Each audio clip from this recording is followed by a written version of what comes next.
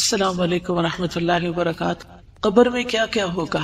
ہم سب اپنے future house کے بارے میں امیجن کریں کہ ہم اس کو کس طرح تیار کر رہے ہیں۔ لڑکیوں کے لیے تو یہ بات سمجھنا مشکل نہیں، کیونکہ ہر لڑکی شادی کے خواب دیکھتی ہے اور پھر شادی کے بعد اگلا گھر اور نیا گھر بنانے کا سوچتی ہے، اور اس کی صفائی ستھرائی اور ڈیکوریشن، اور اس کے لیے بہت ساری محنت۔ لیکن یاد رکھیے کہ صرف شادی کے بعد اگلا گھر نہیں ہوتا، اس سے اگلا گھر جو ہے، جو موت کے بعد ہم سب کو ملنے والا ہے، وہ بھی ایک گھر ہے۔ اس کی طرف بھی ہمیں توجہ کرنی چاہیے اور اس کے بھی خواب دیکھنے چاہیے کہ وہ کیسا ہوگا، کیونکہ دنیا کے گھر میں تو ہم زیادہ سے زیادہ کتنا جی سکتے ہیں، چند سال، لیکن قبر میں معلوم نہیں سینکڑوں سال رہنا ہے یا ہزاروں سال رہنا ہے، اللہ عالم۔ اگر وہ گھر عمدہ ہے تو راحت اور آرام ہے، اور اگر وہ گھر خراب ہے تو پھر کوئی فریادی فریاد سننے والا نہیں۔ دنیا میں کسی اسپتال میں اگر کوئی بیمار کراہتا ہے تو بہت سارے ڈاکٹر اور نرسز اس کے علاج کے لیے آگے بڑھتے ہیں، اس کو سکون بخشتے ہیں، لیکن قبر میں کون آئے گا؟ کوئی بھی نہیں، وہاں صرف ہمارا عمل ساتھ ہوگا۔ تو آئیے دیکھتے ہیں کہ قبر میں نعمتیں کون کون سی ہوگی۔ جنت کا بستر اور لباس کا ملنا، اور یہ نعمتیں کس کے لیے ہوگی؟ جو سوالوں کا صحیح جواب دے گا۔ سیدنا برائے بن عازب رسول اللہ صلی اللہ علیہ وسلم سے روایت کرتے ہیں، تو آسمان سے ایک پکارنے والا پکارتا ہے، یعنی اللہ تعالیٰ، کہ میرے بندے نے سچ کہا، بس اس کے لیے جنت کا بستر بچھا دو، اس کے لیے جنت کی طرف ایک دروازہ کھول دو اور اسے جنت کے کپڑے پہنا دو۔ آپ صلی اللہ علیہ وسلم نے فرمایا، پھر اس کے پاس جنت کی راحت، رزق اور خوشبو آتی ہے۔ قبر میں کیا آتا ہے؟ جنت کی راحت، رزق اور خوشبو، اور فرمایا اس کے لیے اس کی قبر کو تا حد نگاہ کشادہ کر دیا جاتا ہے، جنت کا دروازہ کھولا جانا۔ سیدنا ابو ہریرہ نبی صلی اللہ علیہ وسلم سے روایت کرتے ہیں کہ سوال و جواب کے بعد پھر اس کے لیے جنت کے دروازوں میں سے ایک دروازہ کھول دیا جاتا ہے اور اسے کہا جاتا ہے، یہ تیرا اس جنت میں ٹھکانہ ہے، اور جو کچھ اللہ نے تیرے لیے اس میں تیار کیا ہے، یعنی جو کچھ اللہ نے تمہارے لیے تیار کیا ہے وہ تم دیکھو۔ تو اس کی خوشی اور سرور میں اضافہ ہو جاتا ہے۔ یہ خوش قسمت لوگ ہیں، اللہ تعالیٰ ہمیں بھی ان میں شامل کر لے کہ جو وہاں پر اپنے ٹیسٹ میں کامیاب ہو کر خوش ہوں گے، جیسے آج آپ سرٹیفکیٹ لے کر خوش ہوں گے انشاءاللہ کہ آپ کی کوششیں قابل قدر ٹھہری۔ تو اصل سرٹیفکیٹ وہ ہے جو قبر میں ملے گا، جو وہاں کامیاب ہو گیا وہ اصل کامیاب ہے۔ پھر اس کے لیے جہنم کے دروازوں میں سے ایک دروازہ کھولا جاتا ہے اور اسے کہا جاتا ہے، اگر تو نے اس کی نافرمانی کی ہوتی تو یہ تیرا ٹھکانہ ہوتا، اور جو کچھ اللہ نے اس میں تیرے لیے تیار کیا ہوا ہے، تو اس کی خوشی اور سرور میں اضافہ ہو جاتا ہے کہ شکر اللہ نے مجھے آگ سے بچا لیا۔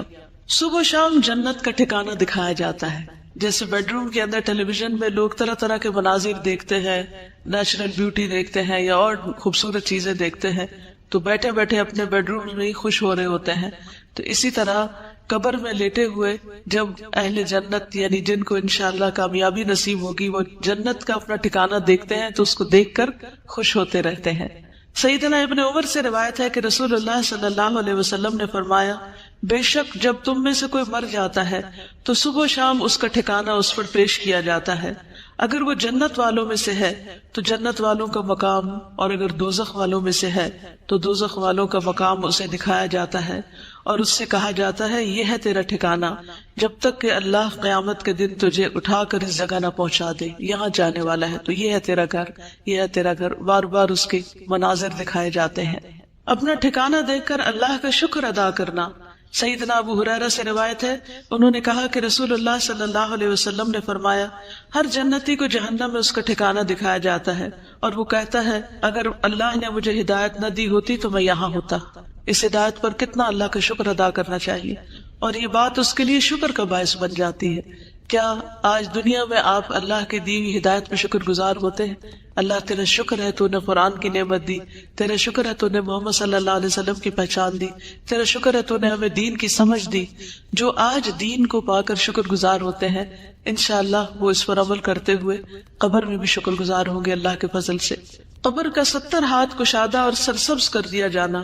قتادہ کہتے ہیں کہ ہمیں یہ بات بتائی گئی کہ اس کے لیے اس کی قبر 70 ہاتھ کشادہ کر دی جاتی ہے، اور اس کو اس دن تک سبزے اور خوشحالی سے بھر دیا جاتا ہے جب وہ لوگ اٹھائے جائیں گے۔ یعنی قبر کے اندر بھی ایک سبزہ ہوتا ہے، اور قیامت تک اس کی قبر کے اندر یہی رہتا ہے۔ قبر میں 14ویں کے چاند کی روشنی ہونا. سیدنا ابو ہریرہ رسول اللہ صلی اللہ علیہ وسلم سے روایت کرتے ہیں کہ آپ نے فرمایا بے شک مومن شخص اپنی قبر میں سبز باغیچے میں ہوتا ہے. کہاں ہوتا ہے؟ سبز باغیچے میں ہوتا ہے. سبحان اللہ، جیسے باغ میں گارڈن میں ہوتا ہے. پھر اس کے لیے اس کی قبر کو 70 ہاتھ کشادہ کر دیا جاتا ہے. دنیا میں کس کا گھر اتنا بڑا ہے؟ اتنا گھر تو دنیا میں بھی بڑا نہیں ملتا جتنا مومن کو قبر کے اندر بڑا گھر ملے گا. اور اس کے لیے 14ویں کے چاند کی طرح روشنی کر دی جاتی ہے، جس میں اس کو سکون ملتا ہے، کیونکہ اگر سورج کی روشنی ہوتی تو تھک جاتا. گھر والوں کو خبر دینے کی تمنا کرنا. سیدنا جابر سے روایت ہے کہ انہوں نے کہا کہ رسول اللہ صلی اللہ علیہ وسلم نے فرمایا جب وہ مومن اپنی قبر کی کشادگی کو دیکھتا ہے تو کہتا ہے فرشتوں مجھے چھوڑ دو، میں گھر والوں کو خوشخبری دے دوں. لیکن اسے کہا جاتا ہے کہ اب یہاں آرام سے رہو، یعنی اب گھر والوں سے کوئی رشتہ تعلق نہیں قائم ہو سکتا. بالکل ایسے ہی نا کہ جیسے ہم کہیں پر بھی ہوتے ہیں اور ہمیں کوئی خوشی ملتی ہے تو ہم فوراً، اور آج کل تو سوشل میڈیا کی وجہ سے لوگ جو کھاتے ہیں اس کی بھی تصویر اتار کے پیچھے بھیج رہے ہوتے ہیں، اور جو پہنتے ہیں اس کی بھی. تو قبر میں جا کر بھی کیا چاہیں گے کہ پیچھے والوں کو بتائیں، لیکن وہاں کوئی واٹس ایپ نہیں ہوگا. نیک اعمال کا قبر کی تنہائی کو دور کرنا.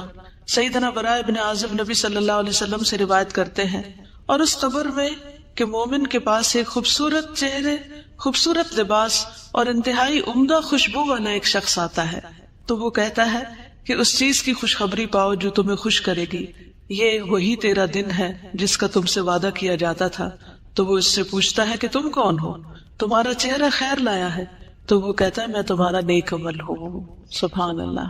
قبر میں کوئی ساتھ نہیں جائے گا لیکن نیک عمل ساتھ ہوگا. ہم سب اپنے قرآن پڑھنے کو دیکھیں، نمازوں کو دیکھیں، دعاؤں کو دیکھیں، لوگوں کے ساتھ خیر و بھلائی اور احسان کے کاموں کو دیکھیں کہ ہم کیا کیا کر رہے ہیں. اس پر وہ کہتا ہے اے میرے رب قیامت ابھی قائم کر دے. ابھی تو ڈر لگتا ہے نا کہ قیامت نہ آ جائے کہیں، تو وہ کہے گا ابھی قیامت قائم کر دے تاکہ میں اپنے اہل خانہ اور اپنے مال کی طرف واپس لوٹ جاؤں، تاکہ جا کے ان سے ملوں. یہ انسان کے اندر قدرتی ایک اٹریکشن ہوتی ہے اپنے گھر والوں سے ملنے کی. انسان دنیا میں کہیں بھی سیر و تفریح کر کے آئے لیکن جو مزہ اور لطف اس کو اپنوں کے اندر آتا ہے وہ کہیں نہیں آتا. تو وہاں بھی وہ کیا چاہے گا کہ میں اپنی اس خوشی کو اپنے گھر والوں کے ساتھ شیئر کروں. اور ایک روایت میں ہے اس کے پاس متشکل ہو کر، یہ شکل بنا کر ایک ایسا آدمی آتا ہے جس کا چہرہ انتہائی خوبصورت، کپڑے انتہائی خوبصورت، خوشبو بہت اچھی ہوتی ہے. آپ دیکھیں کہ کسی بھی ایسے شخص کی کمپنی میں آپ کا دل کتنا خوش ہو جاتا ہے. وہ کہتا ہے تو خوشخبری پا اس چیز کی جو تجھے خوش کرے. خوشخبری پا لے اللہ کی رضامندی اور باغات کی جن میں ہمیشہ کی نعمتیں ہیں. یہ تیرا وہ دن ہے جس کا تجھ سے وعدہ کیا جاتا تھا. تو وہ فوت شدہ شخص اس سے کہتا ہے تجھے بھی اللہ خیر کی بشارت دے. تو کون ہے؟ تیرا چہرہ خیر لایا ہے. تو وہ کہتا ہے کہ میں تیرا نیک عمل ہوں. اللہ کی قسم جو کچھ میں جانتا ہوں وہ یہ ہے کہ تو اللہ کی اطاعت میں بڑی جلدی کرتا تھا، یعنی نیکی کے کاموں میں آگے آگے ہوتا تھا، اور اللہ کی نافرمانی میں بہت ہی سست تھا، یعنی پیچھے ہوتا تھا، جھجکتا تھا، ڈرتا تھا. اللہ تجھے بہترین بدلہ دے. تو ہم اپنی قبر میں کیا چاہتے ہیں اس کے مطابق اپنے دنیا کے عمل درست کر لیں. صدقہ کا قبر کی آگ بجھانا. سیدنا عقبہ بن عامر سے روایت ہے انہوں نے کہا کہ رسول اللہ صلی اللہ علیہ وسلم نے فرمایا بے شک صدقہ کرنے والوں کی قبروں سے حرارت بجھاتا ہے. قبروں کی آگ اور گرمی صدقے سے بجھتی ہے، اور مومن روز قیامت اپنے صدقے کے سائے میں ہوگا. مومن قیامت کے دن صدقے کے سائے میں ہوگا. اس لیے چاہے ایک کھجور کا آدھا ٹکڑا ہی کیوں نہ اللہ کے راہ میں دے، دینے والے بنے. ہمیشہ دینے پر حرص رکھے، اور یاد رکھیے دینے والوں کو ملتا ہے. جو دیتا ہے اللہ تعالیٰ اس کو اس سے بھی زیادہ لوٹاتا ہے. اور قسم کھا کر یہ بات کہی گئی کہ صدقہ کرنے سے مال کبھی کم نہیں ہوتا. سیدنا ابو ہریرہ سے روایت ہے کہ رسول اللہ صلی اللہ علیہ وسلم نے فرمایا اس میت کے لیے اس کی قبر کی لمبائی اور چوڑائی میں 70 ہاتھ فراخ کر دی جاتی، کھلی کر دی جاتی ہے. پھر اس کے لیے اس میں روشنی کر دی جاتی ہے. پھر اسے کہا جاتا ہے کہ سو جاؤ. تو وہ کہتا ہے میں اپنے گھر والوں کی طرف لوٹ جاؤں تاکہ میں انہیں خبر دے دوں. تو وہ دونوں کہتے ہیں اس دلہن کی طرح سو جاؤ جسے کوئی نہیں جگاتا مگر وہ جو اس کو سب سے زیادہ پیارا ہوتا ہے، یہاں تک کہ اللہ اسے اس کی اس خوابگاہ سے اٹھائے گا. یعنی قیامت کے دن پھر وہ آرام سے اس نیند سے اٹھے گا. کتنی خوبصورت قبر ہے نیک عمل کرنے والوں کی. روح کا سبز پرندوں میں ڈالا جانا. سیدنا ابو ہریرہ نبی صلی اللہ علیہ وسلم سے روایت کرتے ہیں جسم کو اسی طرح لوٹا دیا جاتا ہے جیسے اس کی ابتدا ہوئی تھی، اور اس کی روح کو ایک پاکیزہ جسم میں ڈال دیا جاتا ہے جو کہ پرندے ہیں جو جنت کے درختوں کے ساتھ لٹکے ہوتے ہیں. یعنی یہ شہیدوں کا انجام ہے. شہداء کو گھر اور رزق ملنا. سیدنا ابن عباس سے روایت ہے، انہوں نے کہا کہ رسول اللہ صلی اللہ علیہ وسلم نے فرمایا، شہداء جنت کے دروازے پر موجود ایک نہر کے کنارے پر سبز رنگ کے خیمے میں رہتے ہیں، ان کی طرف ان کا رزق جنت سے صبح و شام آتا ہے. سبحان اللہ. جنت کا کھانا. ایک انصاری صحابی سے روایت ہے کہ ایک مرتبہ ہم لوگ رسول اللہ صلی اللہ علیہ وسلم کے ہمراہ ایک انصاری کے جنازے میں نکلے، اور میں اس وقت نوعمر تھا اور اپنے والد کے ساتھ تھا. تو رسول اللہ صلی اللہ علیہ وسلم قبر کے گڑھے کے کنارے بیٹھ گئے اور قبر کھودنے والے کو تلقین کرنے لگے کہ سر کی جانب سے اسے کشادہ کرو اور دونوں پاؤں کی طرف سے کشادہ کرو، البتہ اس کے لیے جنت میں انگور کے بہت سے خوشے ہیں. یعنی نبی صلی اللہ علیہ وسلم نے اس کے دفنانے سے پہلے ہی اس کے لیے خوشخبری دے دی. شہداء کی خصوصی مہمان نوازی. سیدنا مسروق سے روایت ہے، انہوں نے کہا کہ ہم نے عبداللہ بن مسعود سے اس آیت کے بارے میں سوال کیا، اور جنہیں اللہ کے راستے میں قتل کیا جائے انہیں مردہ گمان نہ کرو بلکہ وہ زندہ ہیں، اپنے رب کے پاس سے رزق دیے جاتے ہیں. تو انہوں نے کہا ہم بھی رسول اللہ صلی اللہ علیہ وسلم سے اس بارے میں سوال کر چکے ہیں. تو آپ صلی اللہ علیہ وسلم نے فرمایا ان کی روحیں سبز پرندوں کے پیٹ میں ہوتی ہیں، ان کے لیے ایسی قندیلیں ہیں جو عرش کے ساتھ لٹکی ہوئی ہیں، اور وہ روحیں جنت میں جہاں چاہیں کھاتی اور پھرتی رہتی ہیں، پھر ان قندیلوں میں واپس آ جاتی ہیں، یعنی جہاں سے جاتی ہیں. ان کا رب ان کی طرف جھانک کر دیکھتا ہے اور فرماتا ہے کیا تمہیں کسی چیز کی خواہش ہے؟ وہ عرض کرتے ہیں ہم کس چیز کی خواہش کریں، حالانکہ ہم جہاں چاہتے ہیں جنت میں کھاتے پھرتے ہیں. اللہ تعالیٰ ان سے اس طرح 3 مرتبہ فرماتا ہے. پھر جب وہ دیکھتے ہیں کہ انہیں کوئی چیز مانگے بغیر چھوڑا نہیں جائے گا تو وہ عرض کرتے ہیں اے رب ہم چاہتے ہیں کہ تو ہماری روحیں ہماری جسموں میں لوٹا دے، یہاں تک کہ ہم تیرے راستے میں ایک مرتبہ پھر قتل کیے جائیں. پھر جب اللہ دیکھتا ہے کہ انہیں اب کوئی ضرورت نہیں تو انہیں چھوڑ دیا جاتا ہے. یعنی اللہ تعالیٰ ان کی اتنی کیئر کرتے ہیں. نیک اعمال کا ثواب پہنچتے رہنا. 3 قسم کے اعمال کا سلسلہ جاری رہنا. سیدنا ابو ہریرہ سے روایت ہے کہ رسول اللہ صلی اللہ علیہ وسلم نے فرمایا جب انسان فوت ہو جاتا ہے تو 3 اعمال کے سوا اس کے تمام اعمال کا سلسلہ منقطع ہو جاتا ہے. صدقہ جاریہ، یا وہ علم جس سے نفع اٹھایا جاتا رہے، یا نیک اولاد جو اس میت کے لیے دعا کرتی ہے. یہ مرنے کے بعد بھی نیکیوں میں اضافے کا سبب بنتے ہیں. اولاد کی دعا سے درجات بلند ہونا. سیدنا ابو ہریرہ سے روایت ہے، انہوں نے کہا کہ رسول اللہ صلی اللہ علیہ وسلم نے فرمایا بے شک اللہ عز و جل جنت میں نیک آدمی کا درجہ بلند فرمائیں گے تو وہ عرض کرے گا اے رب یہ درجہ مجھے کیسے حاصل ہوا؟ اللہ تعالیٰ فرمائیں گے تیری اولاد کا تیرے لیے استغفار کرنے کی وجہ سے. تو ہم سب کو اپنے والدین کے لیے جو فوت ہو چکے ہیں بخشش کی دعا کرنی چاہیے. ایک دفعہ میں دعا کرتی ہوں، میں اپنے والد کی نیت کرتی ہوں، آپ سب اپنے اپنے والدین کی جو دنیا سے جا چکے ہیں یا دادا دادی جو بھی، ان کے لیے نیت کر لیجیے. اللہم اغفر لہ وارحمہ وعافہ واعف عنہ واکرم نزلہ ووسع مدخلہ واغسلہ بالماء والثلج والبرد ونقہ من الخطایا كما ينقى الثوب الأبيض من الدنس. اللهم أبدله دارا خيرا من داره وأهلا خيرا من أهله وزوجا خيرا من زوجه. اللهم أدخله الجنة اللهم أدخله الجنة اللهم أدخله الجنة وأعذه من عذاب القبر ومن عذاب النار. جہاں اپنی بخشش کی دعا مانگا کرے وہاں اپنے والدین کی بخشش کی دعا بھی ضرور کیا کرے، کیونکہ اللہ سبحانہ وتعالیٰ کا فرمان ہے انشکر لی ولوالدیک، کہ میرا شکر ادا کرو اور اپنے والدین کا. تو والدین کا شکریہ صرف اس طرح ادا نہیں ہو سکتا کہ ہم انہیں کہیں آپ کا بہت شکریہ، آپ نے میں پیدا کیا یا میں پالا. شکر عمل سے ہوتا ہے، اور وہ عمل کیا ہے کہ ان کے لیے دعا کی جائے، ان کی طرف سے صدقہ خیرات کیا جائے. کوئی سوال؟ کیوں نہیں ٹھیک؟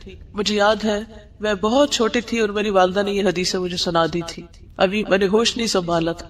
ان کو تھوڑا سا پہلے آپ راہ ہموار کریں کہ دیکھیں ہم اس دنیا میں اللہ کی عبادت کے لیے آئیں.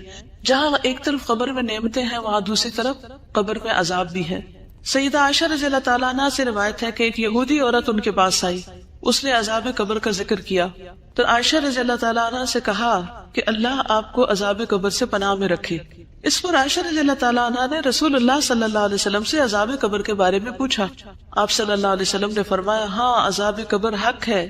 عائشہ رضی اللہ تعالیٰ عنہ نے بیان کیا کہ پھر میں نے کبھی ایسا نہیں دیکھا کہ رسول اللہ صلی اللہ علیہ وسلم نے کوئی نماز پڑھی ہو اور اس میں عذاب قبر سے اللہ کی پناہ نہ مانگی ہو. یہ کون دعا کر رہا ہے؟ نبی صلی اللہ علیہ وسلم. یہ دعا کہاں پڑھی جاتی ہے کچھ پتا ہے آپ کو؟ تشہد کے بعد. اللہم انی اعوذ بک من عذاب القبر واعوذ بک من عذاب جہنم واعوذ بک من فتنة المسیح الدجال واعوذ بک من فتنة المحیا والممات. جہاں ہم رب جلنی پڑھتے ہیں نا، تو چاہے تو اس کی جگہ آپ پڑھ لیں، چاہے تو اس کے ساتھ پڑھ لیں، دونوں صورتیں کر سکتے ہیں. ٹھیک ہے. تو نبی صلی اللہ علیہ وسلم اس دعا کو ہمیشہ پڑھتے تھے. ہمیں بھی پڑھنی چاہیے اور قبر کے عذاب سے پناہ مانگنی چاہیے.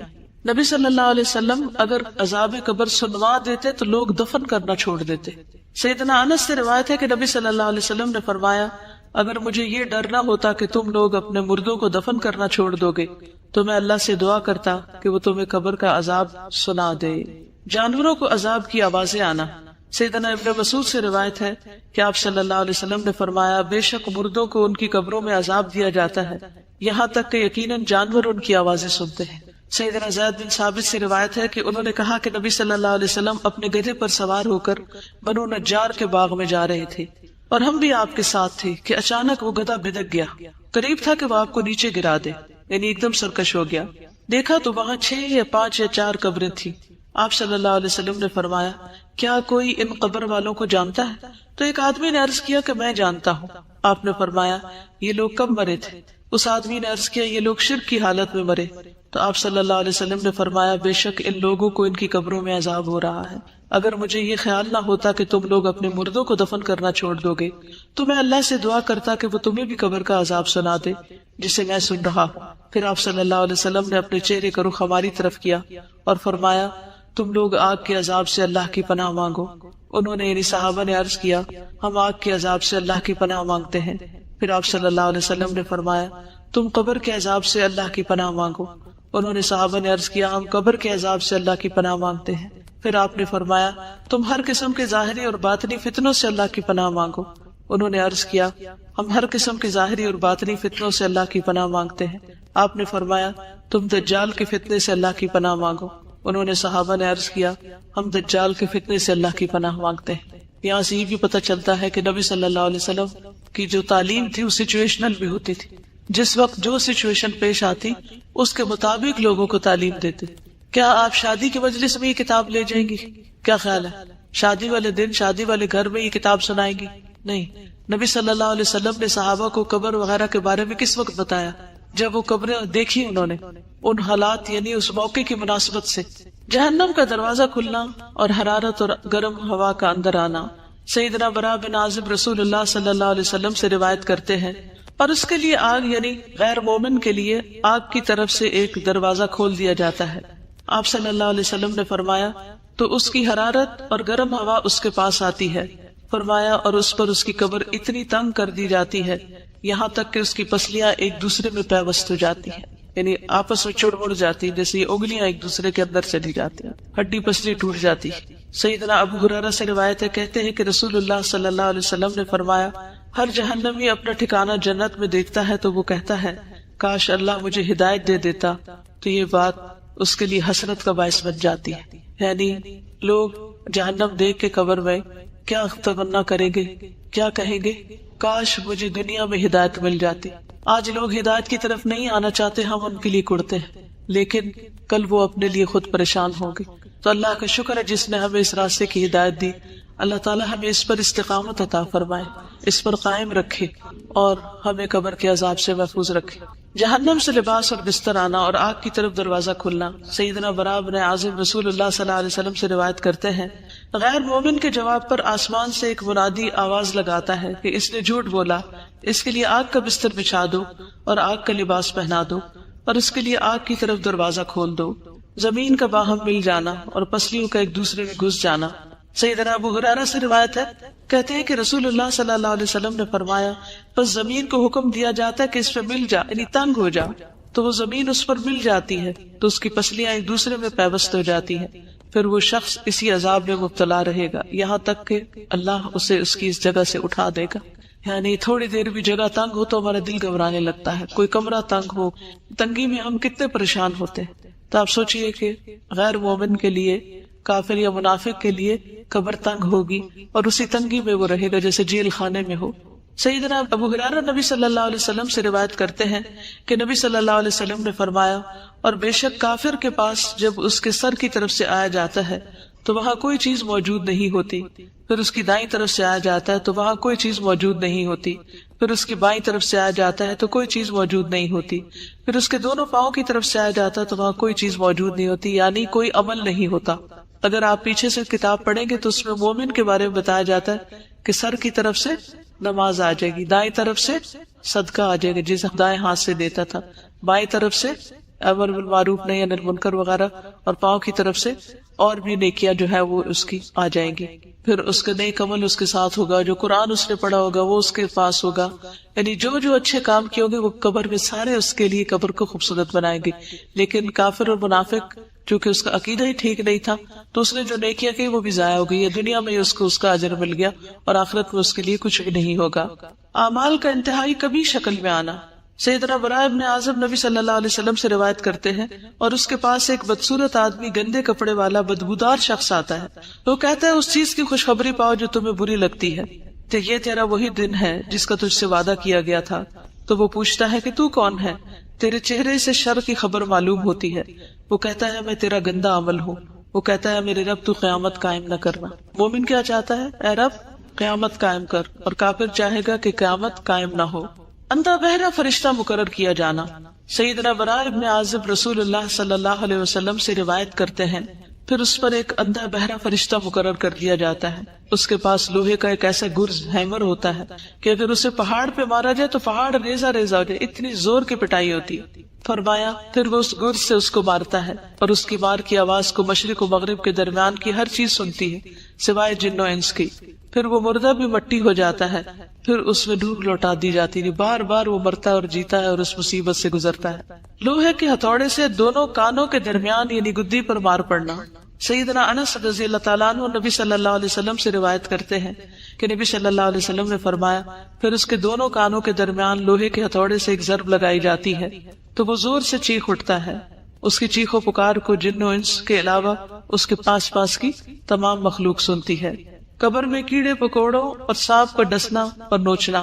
سیدنا ابو ہریرہ سے روایت ہے، انہوں نے کہا کہ رسول اللہ صلی اللہ علیہ وسلم نے فرمایا پھر اسے کہا جاتا ہے سو جا جیسے منحوش سوتا ہے. راوی کہتے ہیں میں نے ابو ہریرہ سے کہا منحوش سے کیا مراد ہے؟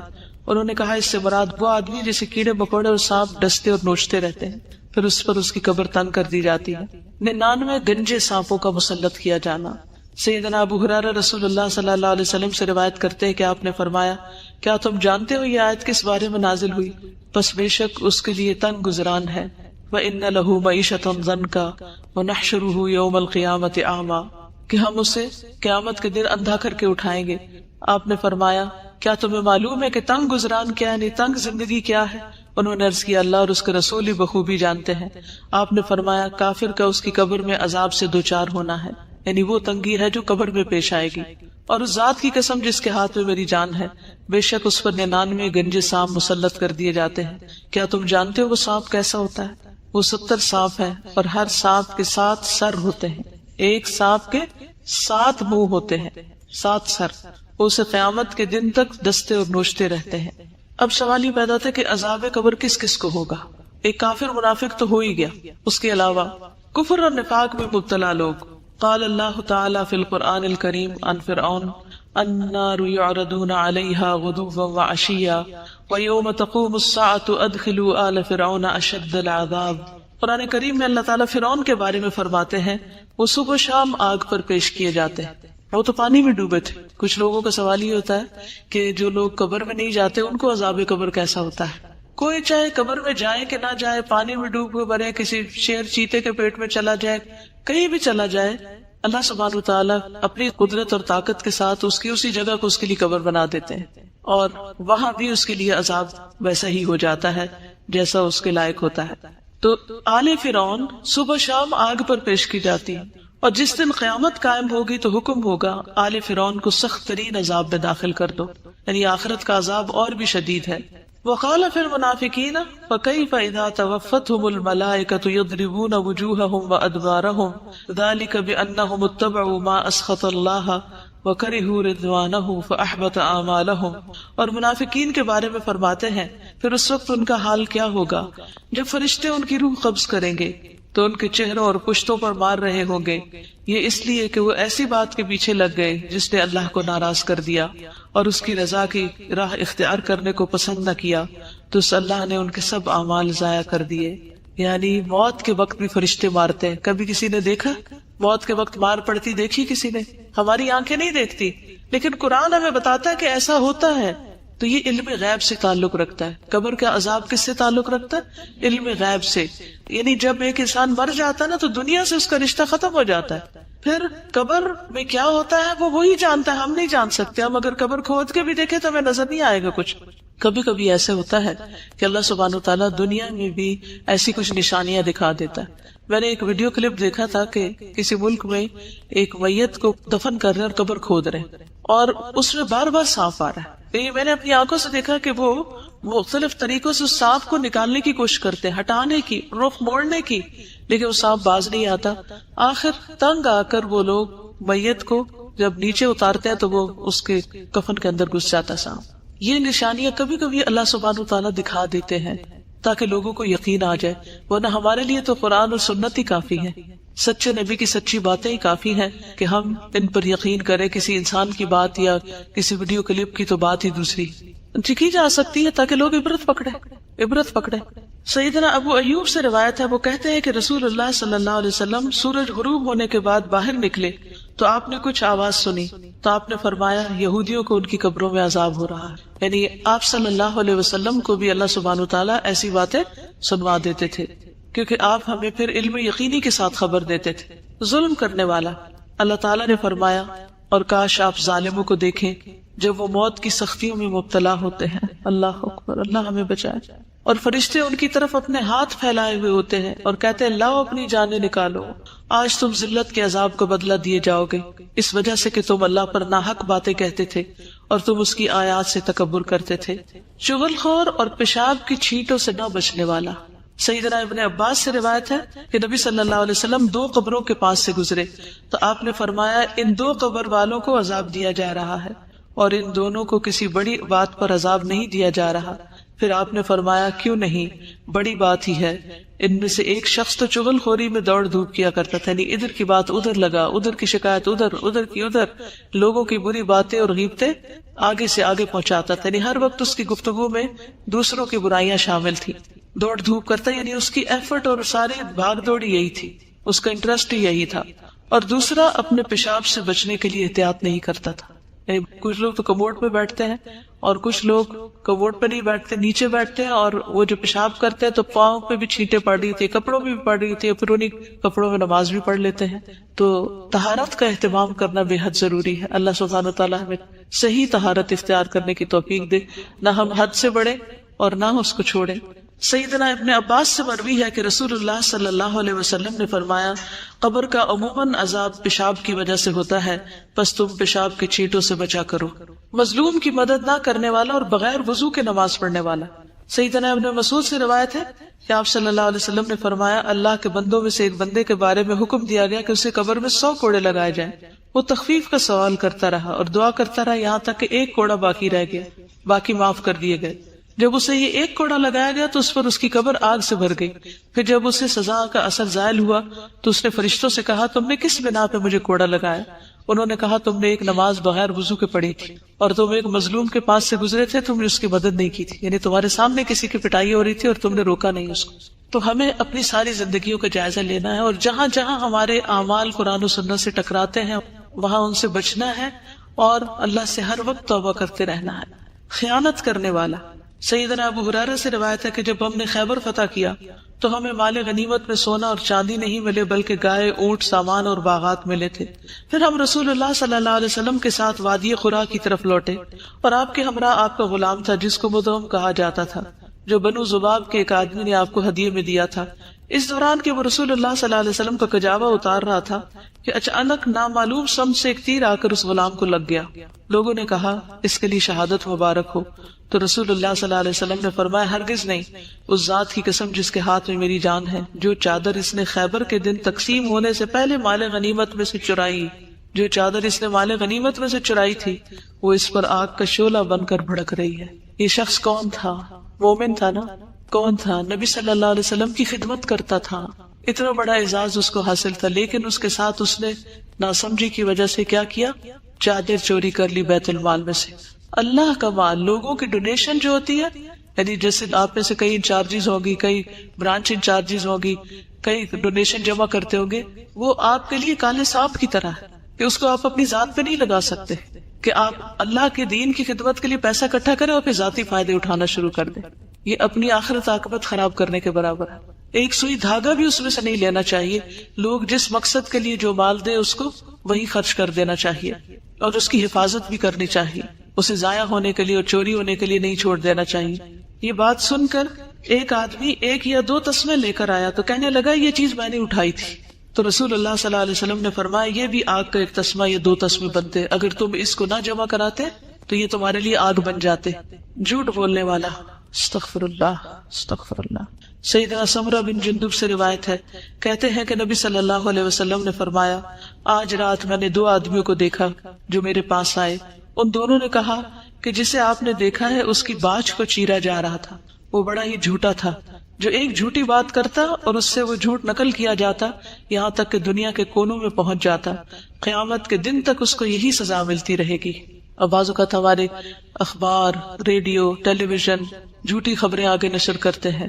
اسی طرح بعض اوقات واٹس ایپ پر ہم جھوٹی خبریں آگے پہنچاتے ہیں بغیر جانے کوئی بھی چیز آگے نہ پہنچائے. آج کل لوگوں کی بہت عادت ہے، کوئی کسی کا بیان سنا، یہ نہ دیکھا کہ اس میں کون سی چیز قرآن سے ثابت ہے یا حدیث سے ثابت ہے.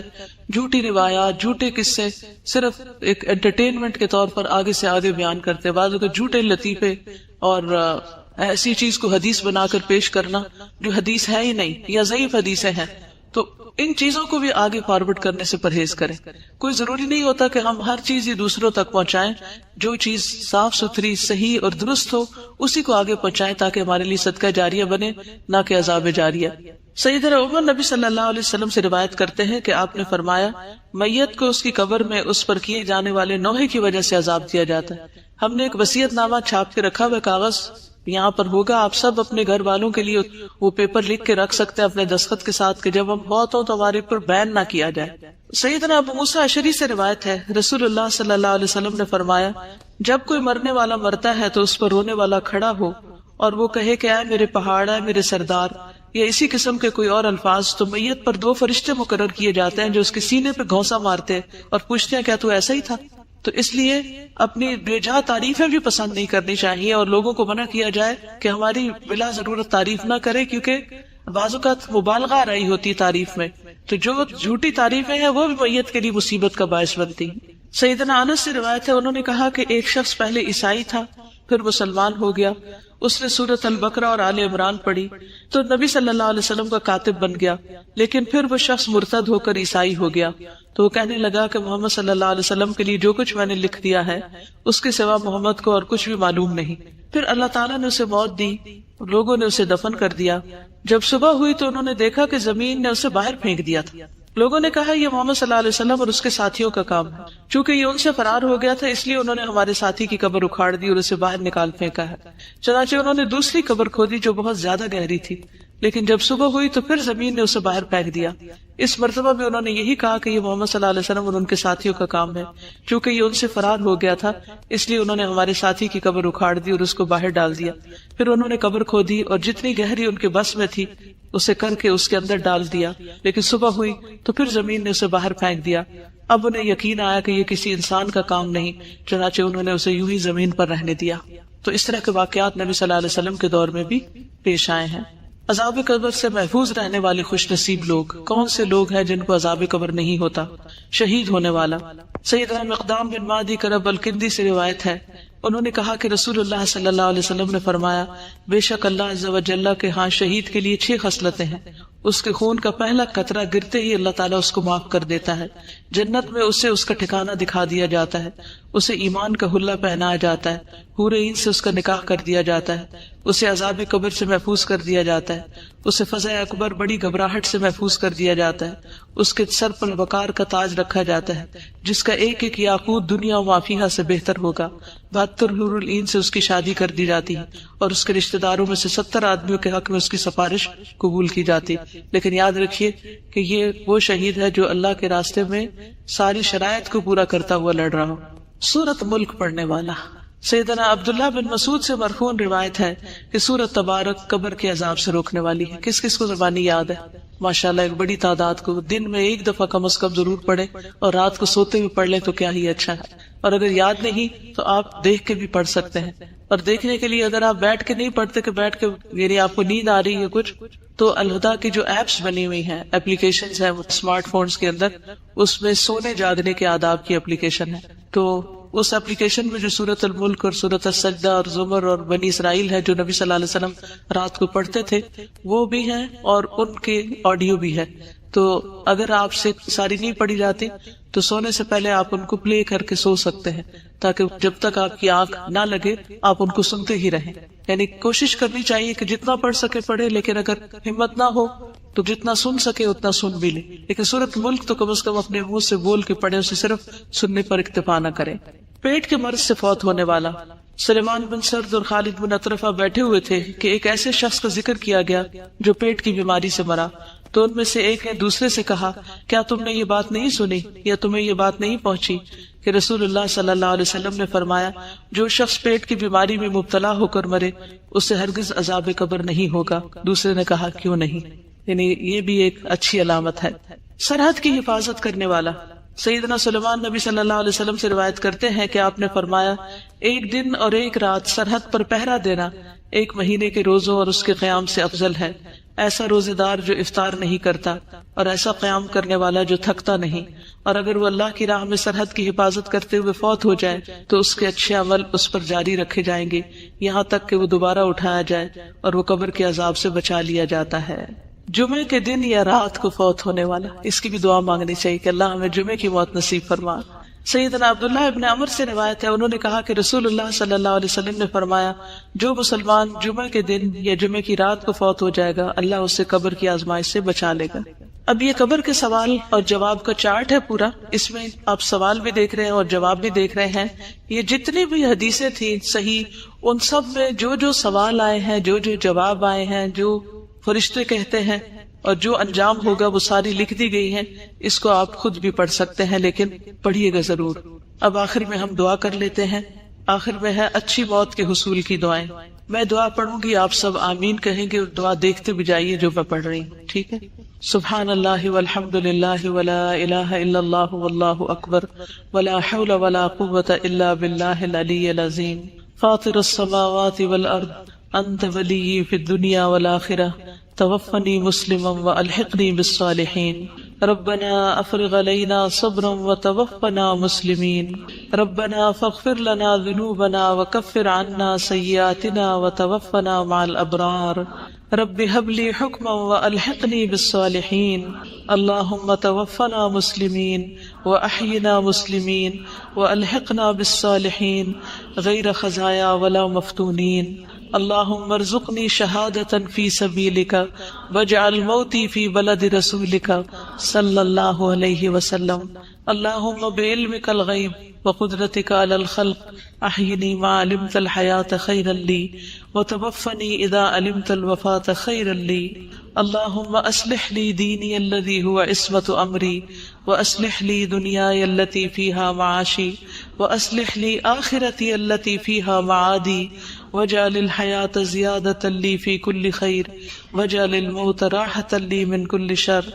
اے اللہ بے شک میں تیری پناہ لیتا ہوں مکان کے نیچے دب کر مرنے سے، اور میں تیری پناہ لیتا ہوں اوپر سے نیچے گر کر ہلاک ہونے سے، اور میں تیری پناہ لیتا ہوں ڈوب کر مرنے سے اور جلنے سے اور آزاد بوڑھا ہو جانے سے، اور میں تیری پناہ لیتا ہوں اس سے کہ شیطان مجھے موت کے وقت بدحواس کر دے، اور اس بات سے تیری پناہ لیتا ہوں کہ میں تیرے راستے میں پیٹ پھیر کر مروں، اور اس بات سے تیری پناہ لیتا ہوں کہ زہریلے جانور کے ڈسنے سے میں مر جاؤں. اے اللہ بے شک میں تجھ سے نیکیاں کرنے اور برائیوں کو ترک کر دینے کا سوال کرتا ہوں، اور جب تو لوگوں کو فتنے میں مبتلا کرنے کا ارادہ کرے اور میں ان میں موجود ہوں تو مجھے فتنے سے بچا کر اپنے پاس بلا لینا. عذاب قبر سے حفاظت کی دعائیں. اللہم انی اعوذ بک من عذاب القبر ومن عذاب النار ومن فتنة المحیا والممات ومن فتنة المسیح الدجال، اے اللہ بے شک میں قبر کے عذاب سے، آگ کے عذاب سے، زندگی اور موت کے فتنے سے اور مسیح دجال کے فتنے سے تیری پناہ لیتا ہوں۔ اے اللہ بے شک میں کاہلی، شدید بڑھاپے، بزدلی، بخل، دجال کے فتنے اور قبر کے عذاب سے تیری پناہ لیتا ہوں۔ اے اللہ جبرائیل اور میکائیل کے رب اور اسرافیل کے رب، میں آگ کی تپش اور قبر کے عذاب سے تیری پناہ لیتا ہوں۔ اے اللہ یقیناً میں سستی سے، بہت زیادہ بڑھاپے سے، گناہ سے، قرض سے، قبر کی آزمائش سے، قبر کے عذاب سے، آگ کی آزمائش سے اور آگ کی عذاب سے تیری پناہ لیتا ہوں۔ اے اللہ یقیناً میں جہنم کے عذاب سے اور قبر کے عذاب سے اور زندگی اور موت کے فتنے سے اور مسیح دجال کے فتنے کے شر سے تیری پناہ لیتا ہوں۔ اے اللہ بے شک میں کفر، فقر اور قبر کے عذاب سے تیری پناہ لیتا ہوں۔ اے اللہ بے شک میں قبر کے عذاب اور قبر کی آزمائش سے تیری پناہ لیتا ہوں۔ صبح شام کی جو دعائیں ہیں ان میں بھی یہ دعا آتی ہے، ہم نے اور تمام دنیا نے اللہ کے لیے شام کی اور ساری تعریفیں اس اللہ کے لیے ہیں جس کے سوا کوئی معبود نہیں، وہ اکیلا ہے، اس کا کوئی شریک نہیں، اسی کے لیے بادشاہت ہے اور اسی کے لیے تعریف ہے اور وہ ہر چیز پر پوری قدرت رکھنے والا ہے۔ اے اللہ میں تجھ سے اس رات کی بھلائی کا سوال کرتا ہوں اور اس رات کے شر سے اور اس کے بعد کے شر سے تیری پناہ لیتا ہوں۔ اے اللہ بے شک میں سستی اور بڑھاپے کی برائی سے تیری پناہ لیتا ہوں۔ اے اللہ بے شک میں آگ میں عذاب اور قبر میں عذاب سے تیری پناہ لیتا ہوں۔ میت کی بخشش کی دعا تو ہم پہلے کر چکے ہیں۔ اے اللہ اس کو بخش دے، کسی بھی اپنے رشتہ دار کی بخشش کی دعا مانگے، اے اللہ اس کو بخش دے اور اس پر رحم فرما اور اسے عافیت عطا فرما اور اس سے درگزر فرما اور اس کی بہترین مہمان نوازی فرما اور اس کی قبر کو کشادہ فرما، اسے پانی، اولوں اور برف سے دھو دے اور اسے خطاؤں سے اسی طرح صاف کر دے جس طرح تو سفید کپڑے کو میل کچیل سے صاف کرتا ہے، اور اسے اس کے گھر کے بدلے بہتر گھر عطا فرما، اس کے گھر والوں سے بہتر گھر والے عطا فرما، اس کے زوج سے بہتر زوج عطا فرما، اسے جنت میں داخل فرما، اسے قبر کے عذاب سے اور آگ کے عذاب سے بچا لے۔ میت کے لیے فتنہ قبر سے بچنے کی دعا، یعنی کسی بھی جو آپ کے رشتہ دار قبر میں ہے ان سب کی نیت کر کے یہ دعا کریں، اللہم ان فلان ابن فلان فی ذمتک فقہ فتنۃ القبر، بچے کو عذاب قبر سے محفوظ رکھنے کی دعا، اللہم اعذہ من عذاب القبر، ربنا آتنا فی الدنیا حسنۃ وفی الآخرۃ حسنۃ وقنا عذاب النار، اللہم انی اسألک العافیۃ فی الدنیا والآخرہ، ربنا اغفر لی ولوالدی وللمؤمنین یوم یقوم الحساب، ربنا لا تزغ قلوبنا بعد إذ هديتنا وهب لنا من لدنك رحمة إنك أنت الوهاب، ربنا إنك جامع الناس ليوم لا ريب فيه إن الله لا يخلف الميعاد، ربنا وآتنا ما وعدتنا على رسلك ولا تخزنا يوم القيامة إنك لا تخلف الميعاد، اللهم لا تخزني يوم القيامة، اللهم لا تخزني يوم القيامة، اللهم لا تخزني يوم القيامة، اللهم انی اعوذ بک من ضیق الدنیا و ضیق یوم القیامہ، اے اللہ بے شک میں تیری پناہ لیتا ہوں دنیا کی تنگی سے اور قیامت کے دن کی تنگی سے۔ یا اللہ پاک یہ جتنی بچیاں قرآن پڑھ گئی ہیں انہیں استقامت عطا فرمانا، ان کو بہترین عمل کی توفیق عطا فرمانا، ہر قسم کی اخلاقی برائیوں سے بچانا، ان کی عاقبت اچھی کر دینا، اس علم کو انہیں دوسروں تک پہنچانے کی توفیق دینا، خالص اپنی رضا کے لیے، کسی بھی دنیاوی فائدے کی لالچ کے بغیر اور دنیاوی فائدے اٹھانے کے بغیر۔ یا رب العالمین تو ہم سب کی عاقبت اچھی کر دے۔ یا اللہ یہ جو تیرا پیغام آگے پہنچایا ہے، اللہ یہ مشن، یہ سلسلہ جاری رہے، تو اس کی حفاظت فرما، تو اس کے بہترین وارث پیدا فرما دے۔ یا رب العالمین تو ہماری کوتاہیوں سے درگزر فرما، اللہ ہمیں ہماری برائیوں سے بچا۔ یا رب العالمین